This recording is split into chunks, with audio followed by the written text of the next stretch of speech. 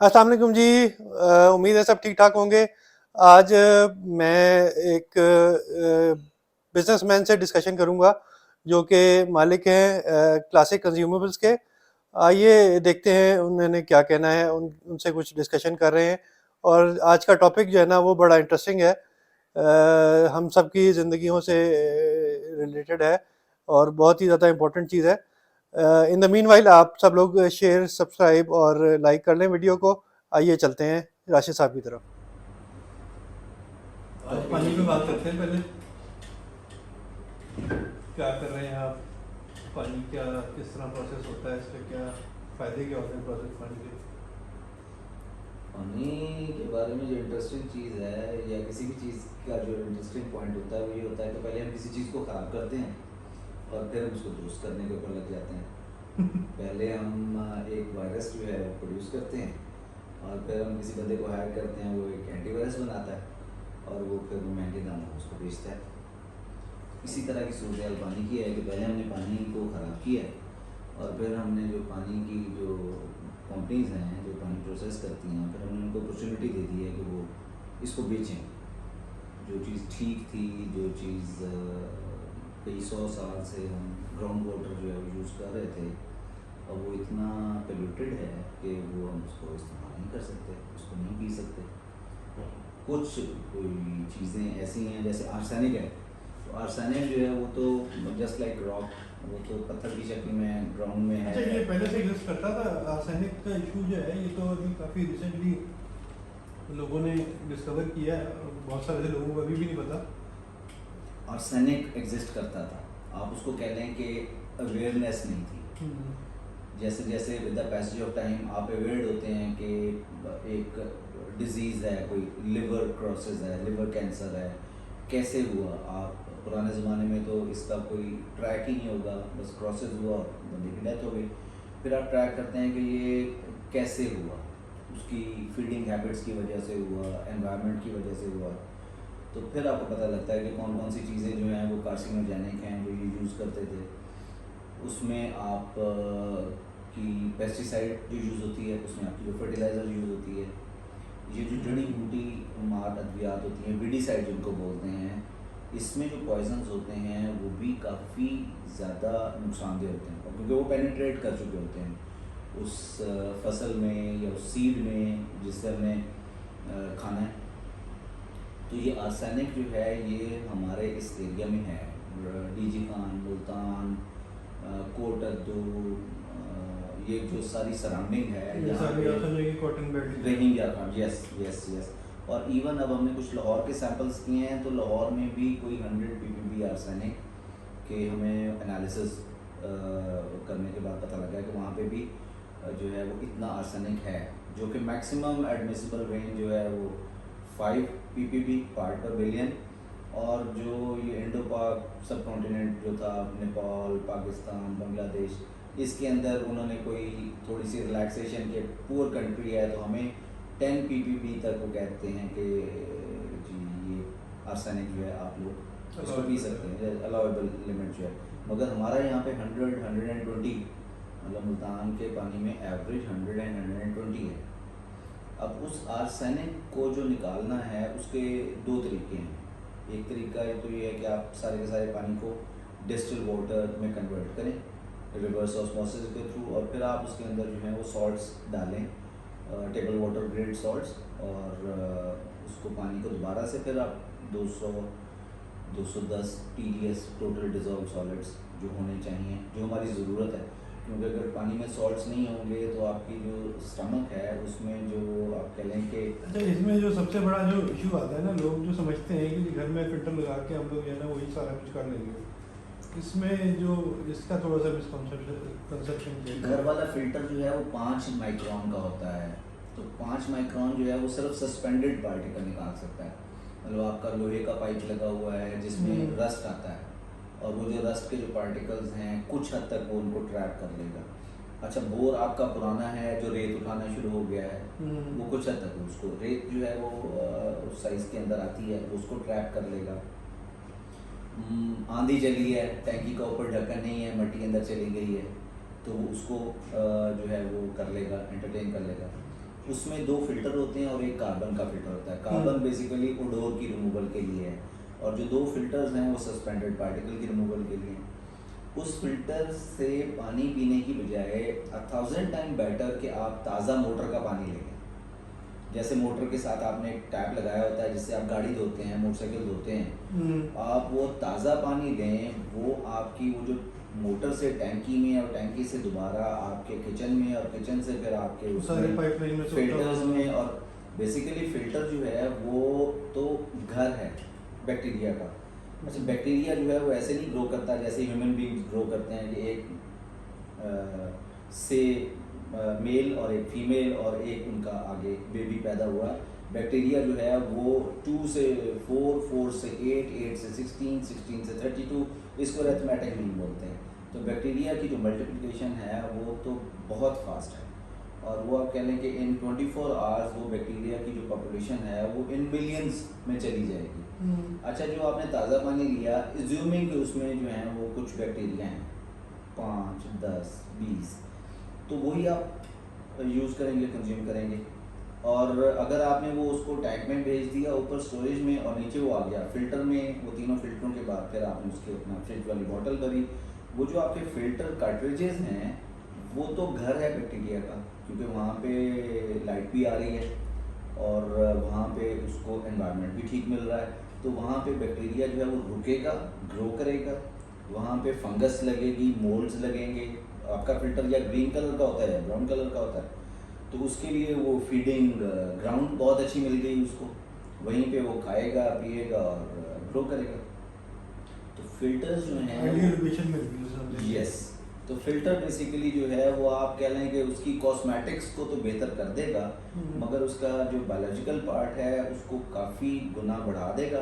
Plus वो जो arsenic है या इस तरह का जो केमिकल कंटेमिनेशन है उसको निकालने की उसमें एबिलिटी नहीं होती। घरों में छोटे फिल्टर्स भी लगते हैं जिसमें आरओ यूनिट भी लगा होता है, तो छोटा सा एक मेम्ब्रेन लगी होती है, मगर उसमें भी होता ही है कि 50% पानी उस आरओ मेम्ब्रेन से गुजरता है और 50% पानी जो है वो फिल्टर से गुजरता है, क्योंकि हमने पानी में सॉल्ट्स भी तो डालने हैं ना, तो उनके तो बिल्कुल डिस्टिल्ड हो जाएगा, वो बिल्कुल डिस्टिल वाटर हो जाएगा और वो डिस्टिल वाटर जो है वो ड्रिंकेबल नहीं है, क्योंकि उसका पीएच जो है वो भी 5.6 के करीब होता है, एसिडिक होता है। आरओ वाटर का जो पीएच है, सॉल्ट्स नहीं होंगे तो जाहिर बात है कि आपके पेट में क्रैम्प्स होंगे, डिस्कम्फर्ट होगी, आपकी फूड डाइजेशन में जो है वो ट्रबल होगी या कॉन्स्टिपेशन हो जाएगी या लूज मोशन का आपको उसमें भुगतना पड़ेगा खुमियाजा अगर आप डिस्टिल वाटर पी रहे हैं तो बेसिकली उसको डिस्टिल से बचाने के लिए तो उन्होंने फिर वो आधा पानी आरओ से डालेंगे, आधा वो फिल्टर से डालेंगे ताकि उसके सॉल्ट्स पूरे हो जाएं।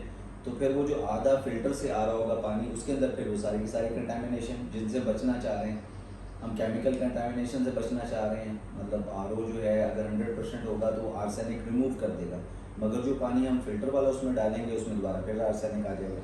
अच्छा, जो नॉर्मल आरओ जो होते हैं उनमें लोगों के इश्यूज आ रहे होते हैं कि आर्सेनिक फिर भी आ रहा होता है, जो चले तो घर वाले जो फिल्टर्स हैं उनका तो इशू हो गया, समझ में आ गया। जो कॉलोनीज़ में लोगों ने लगाए होते हैं, जो गवर्नमेंट ने लगा कर दिए होते हैं, जो छोटे छोटे फिल्टर प्लांट, उसमें भी काफ़ी इशूज आ रहे होते हैं। उसकी एक आसान सी चीज़ ये है कि आप अपने लिए एक गाड़ी और मोटरसाइकिल ले लें और आप अपने मुलाजिम को एक गाड़ी या मोटरसाइकिल लेके दे दें। आप 1 साल के बाद दोनों को साथ साथ खड़ा करके देख लें कि उसका क्या आप कंपैरिजन कर सकते हैं। जो चीज़ आप अपने लिए लेते हैं आप उसके लिए इंतहाई केयरफुल होते हैं, उसकी आप बहुत ज़्यादा ख्याल रखते हैं। जो आप किसी को लेके देते हैं तो उसकी बला से वो चले ना चले। अब गवर्नमेंट के जो आरओस लगे हुए हैं, नो डाउट वो जब लगे होंगे तो बेस्ट ऑफ द बेस्ट होंगे, वो अमेरिकन मेम्ब्रेन होंगी और उसमें पार्ट्स बहुत अच्छे लगे होंगे, मगर अगर उसको मेंटेन ही नहीं किया जा रहा, मेम्ब्रेन्स की क्लीनिंग ज़रूरी है और वो टेक्निकल सॉल्यूशंस के साथ होती है, ओवर अ पीरियड उसको करना है। फिर मेम्ब्रेन को जो पानी जा रहा है उसके भी तो फीड वाटर को भी तो आपने मॉनिटर करना है ना, कि उसमें सॉफ्टनर लगा हुआ है, उसमें फिल्टर्स लगे हुए हैं। अगर आप उसको मेम्ब्रेन को फीड ही गंदे पानी से करवा रहे हैं तो मेम्ब्रेन तो जो है वो 1 महीने में चोक हो जाएगी। और मेम्ब्रेन जो है उसके साथ एक पंप लगा होता है, प्रेशर पंप। अब उसने मेम्ब्रेन में से पानी तो उस पंप ने गुजारना है, फिर वो क्या करेगा कि प्रेशर इंक्रीज करता रहेगा और मेम्ब्रेन्स जो है वो डैमेज हो जाएंगी। जब मेम्ब्रेन डैमेज हो गई तो ऐसे ही है जैसे आप फिल्टर में एक सुराख कर लें तो कुछ पानी वो सुराख से जा रहा होगा और कुछ पानी फिल्टर से जा रहा होगा। तो वो जारी बात है कि जो पानी वो डैमेज पार्ट से गुजर रहा इवेंचुअली है वो जो सुराख होता है उसमें ज़्यादा जाता है, उसमें से आर्सेनिक जो है वो दोबारा आना शुरू हो जाएगा।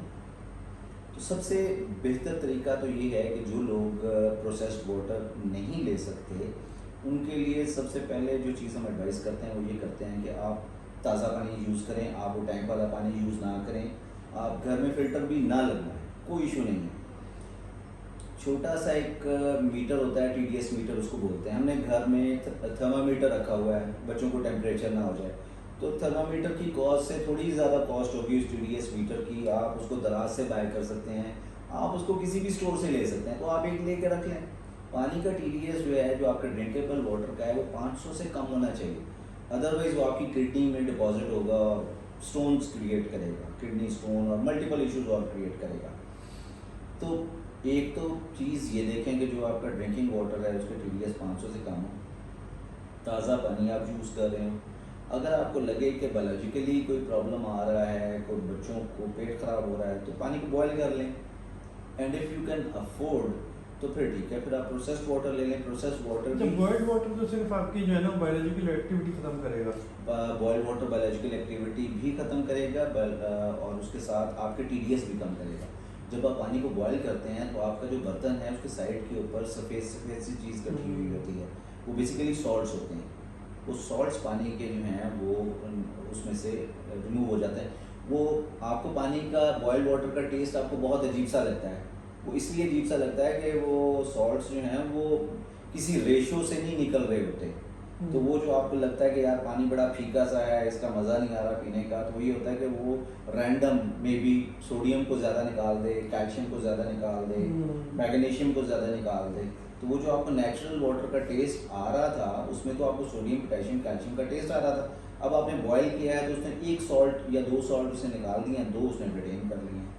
तो इस वजह से आपको वो पानी शुरू में मतलब आपको अच्छा नहीं लगता बॉइल्ड वाटर पीना।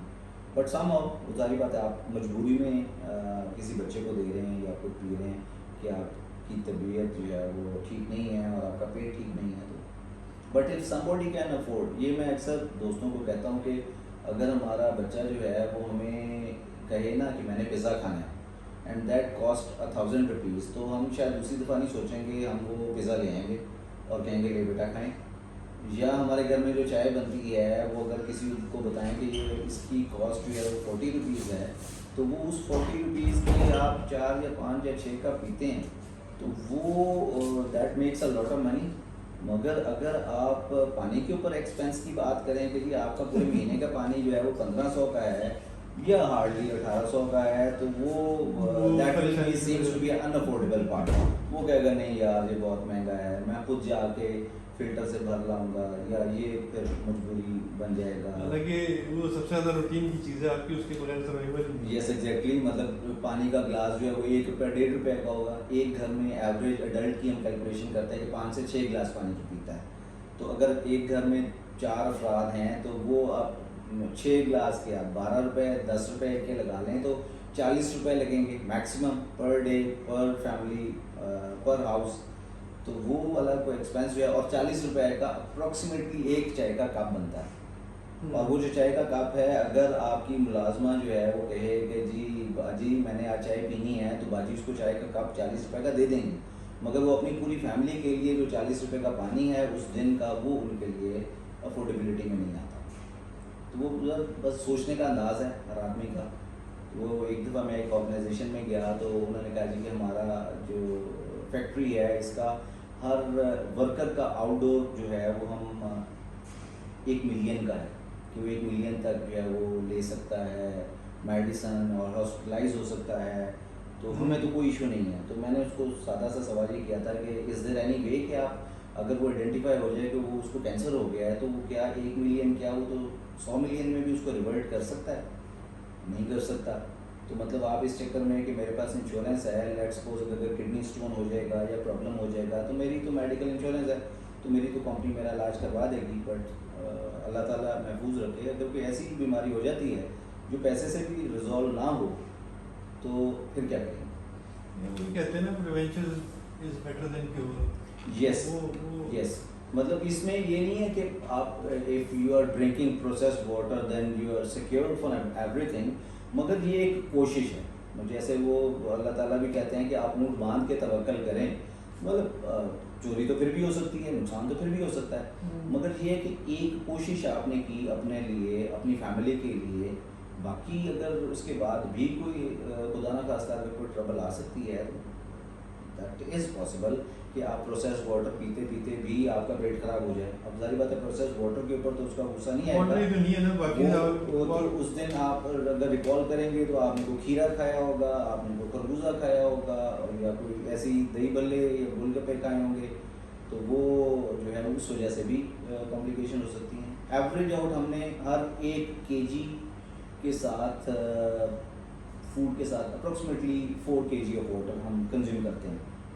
तो ये मतलब मोटा सा थंब रूल है, can be 3 kg also, can be 3.5 also, but for every kg of food we take हमें उसके इक्वलेंट हमने 3 से 4 kg हमने वाटर लेना है। कैन जो 3 से 4 kg जो होगा वो जाहिर बात है हम उसको लीटर्स में कन्वर्ट करेंगे, पानी को हम kg में तो नहीं कर सकते। तो this is all the companies, जो बेहतर कंपनीज हैं वो यही कर रही हैं कि सारे के सारे पानी को रिवर्स ऑस्मोसिस करती हैं, फिर उसमें सॉल्ट्स ऐड करती हैं, उसको फिर जाहिर बात है एक बैच जो बनता है उसको टेस्ट करती हैं। तो you can not rely on the dosers, machines हैं वो डोजिंग कभी कम या ज़्यादा भी हो सकती है। तो वो इस वजह से अगर डोजिंग ठीक नहीं है तो ऑटोमेटिकली फिर वो पानी आपका जो है उसके प्रोसेस या वो स्टैंडर्डाइज वाटर नहीं है। तो हर बैच जो है उसका एनालिसिस होगा, फिर ऑब्वियसली जो बॉटल्स 90 लीटर की ही घरों में जाती हैं वो जब वापस आती हैं तो उनकी भी टेक्निकल सोल्यूशन के साथ क्लीनिंग ज़रूरी है, उसको डिसइंफेक्ट करना ज़रूरी है। बच्चे पेंसिल्स डाल देते हैं, पेंसिल शॉर्पनर के अंदर डाल देते हैं, बहुत सारे लोग तो बहुत सारी चीज़ें करते हैं, रूह अफ़ज़ा बनाते हैं, दूध सोडा बनाते हैं, तो वो तो फिर जाहिर बात है कि हमारे लिए इवन जनरेटर का डीजल आ जाता है इन बॉटल्स के अंदर। तो वो उनके लिए तो सेपरेट एक चैप्टर ही सेपरेट है, बट जो रेगुलर घरों से बॉटल्स आती हैं उनको भी डिसइंफेक्ट करना, फिर उनके अंदर यही वाला प्रोसेस्ड वाटर डालना, फिर इसके साथ ओजोनेशन O3 गैस डलती है जैसे कार्बोनेटेड वाटर। ओजोनेशन जो है सेपरेट ही चैप्टर है। Yes, it's a big chapter and इसके ऊपर बड़ी डिस्कशन हो सकती है। और ये सिर्फ प्रोसेस्ड वाटर में नहीं, ये बहुत सारी इंडस्ट्रीज़ में, ये आपके घरों में जो सब्ज़ी आती है उसके लिए ये बड़ा अच्छा है। आप की लॉन्ड्री के लिए जो है ये it's a very good part. ये बड़ी वॉशिंग मशीन्स होती हैं ये जो कमर्शियल, उनके अंदर ओजोनेटर्स लगे होते हैं। तो बेसिकली ओजोनेटर करता है तो ऑक्सीडाइज करता है, तो वो जो ऑक्सीडाइज आप कर रहे होते हैं तो उसमें तो आप लोग इसको कर रहे हैं, ओजोनेट कर रहे हैं? जी हम ओजोनेट कर रहे हैं, उसको ओजोनेट कर रहे हैं। 2 जगह पे करते हैं, एक जगह पे जहाँ पे पानी की स्टोरेज हो रही होती है और दूसरी जगह पे जहाँ पे फिलिंग हो रही होती है, दोनों जगह पे ओजोनेट होता है। अच्छा, ये चीज़ है ना, ये मेरा ख्याल है बहुत कम कर रहे हैं जो 2-4 ही मेरे ख्याल से लोग होंगे जो ये कर रहे हैं, या इसके अलावा लोग रूटीन में जो बना रहे हैं। अपनी बात तो मतलब की जा सकती है कि आप अपनी बात बता सकते हैं कि ये मैं ये कर रहा हूँ, और ऑब्वियसली दूसरों की बात सिर्फ ऐसे आप बता सकते हैं कि इस सारे प्रोसेस की एक कॉस्ट है। अच्छा, जो उस कॉस्ट से नीचे चीज़ दे रहा है, मतलब लेट्स सपोज कि आपको पता है कि अगर जनरेटर चलता है तो वो एक एवरेज 50 kV का जनरेटर जो है वो 8 लीटर 1 घंटे के, 7 लीटर 1 घंटे के यूज़ करता है, और उससे जो बिजली बनती है उसकी जो कॉस्ट है वो एक पर्टिकुलरली एक यूनिट की कॉस्ट है। एज्यूमिंग हम उसको रफली कहते हैं कि 60 रुपीज़ है यूनिट उसकी कॉस्ट है। अब कोई साहब मुझे आके वो यूनिट जो है वो 30 रुपये का बेचना शुरू हो जाए तो क्वेश्चन मार्क तो रेज होगा कि ये 30 रुपये का यूनिट या तो इसके पास डीजल अपना नहीं है, इसको कहीं से चोरी का मिल गया है, या फिर इस जनरेटर इसका अपना नहीं है जो वो 100 kV के जनरेटर के ऊपर कोई 200 kV का लोड डाल रहा है, या फिर इसके पास कोई अल्लाह ताला ने इसको कोई सलाहियत दी हुई है कि जो इसके पास, तो वो हमारे पास तो फिर यही एक थंब रूल होता है कि एक पर्टिकुलर प्राइस है जिसके सॉल्ट्स ऐड होते हैं एक बॉटल में, एक पर्टिकुलर कॉस्ट है जिससे ये बॉटल क्लीन होती है, एक पर्टिकुलर कॉस्ट है जो ये ट्रांसपोर्टेशन के चार्जेस हैं, एक पर्टिकुलर कॉस्ट है जो आप कह लें कि एडमिनिस्ट्रेटिव या लेबर, ये सारी चीज़ें कोई भी इंडस्ट्री जो है इसको छोड़ नहीं सकती। तो जो इससे भी नीचे दे रहा है तो फिर उसके पास कोई वो किसी न किसी चीज़ में कॉम्प्रोमाइज़ कर रहा है। वो किसी चीज़ पे कॉम्प्रोमाइज़ कर रहा है। बीइंग अ मार्केटिंग पर्सन, आप किसी के भी ब्रांड को नहीं कह सकते कि वो इन्फीरियर है या सुपीरियर है। हर किसी ने अपनी कब्र में जाना है, अपना जवाब दे सकता है, अपना बता सकते हैं कि येस वी डू दिस। हम ट्रेनिंग करते हैं, डिसइंफेक्ट करते हैं, 100% प्रोसेस करते हैं, डोजिंग करते हैं, बैच एनालिसिस करते हैं। और ये काफ़ी कॉम्प्रिहेंसिवली हमने कवर कर लिया इसको, पानी को। तो बेसिकली हमने स्टार्ट किया कि ज़रूरत क्यों पेश आई, फिर हम गए कि जी बेसिकली अगर प्रोसेस ना होता तो उसके अलावा हम लोग क्या कर सकते थे, और जो प्रोसेस का जो कॉस्ट क्या होनी चाहिए और उसके अंदर क्या क्या चीज़ें करते हैं, क्या क्या प्रोसेस में ऐड होता है। तो एंड पे जो है ना, आप थोड़ा सा ये बता दें कि आप अपने बारे में भी कुछ बता देंगे, आप पानी में क्यों आए, पानी का क्यों आपको ख्याल आया, क्या किस तरह। पानी में वो सरदार जी ने जो है वो एक बच्चा बचा लिया तूफान में से। तो लोगों ने उनको कहा, बड़ी तारीफ की उनकी। तो वो बच्चा बचा के आप बाहर ले आए और बड़े तूफान में आपने छलांग लगाई थी। तो सरदार जी ने बाहर निकलते पूछा कि मुझे धक्का किसने दिया था। तो मैं तो ऐसे पानी में आ गया। और बाकी ये थे जी राशिद साहब, राशिद महमूद, मैनेजिंग डायरेक्टर थे ये जी क्लासिक कंज्यूमेबल्स के। वीडियो थोड़ी सी जो है ना अब्रप्टली एंड हो गई है, इसका पार्ट 2 भी आएगा इंशाल्लाह। इन द मीनवाइल अगर आपको कुछ समझ में आते हैं, कोई क्वेश्चंस वगैरह हैं, आपके कोई कमेंट्स हैं, तो इंशाल्लाह नेक्स्ट वीडियो में उन क्वेश्चंस का भी हम लोग उनसे पूछेंगे। पानी के बारे में कोई आपके सवाल जवाब हैं या कोई आपके उनके एक्सपीरियंस के बारे में कोई सवाल जवाब हैं तो आप कमेंट सेक्शन में मेंशन करें ज़रूर। Thank you.